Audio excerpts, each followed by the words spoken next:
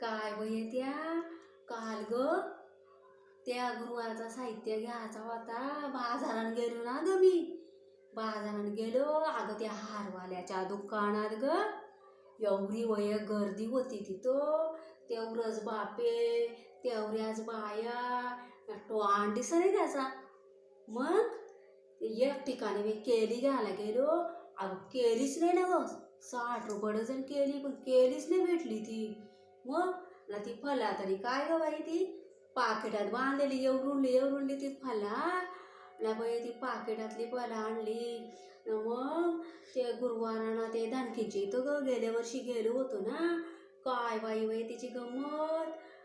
तिने नाना तरच्या काय काय वस्तू आणल्या होत्या ना. मग ना तिने चिट्ट्या बांधल्या चिट्ट्या.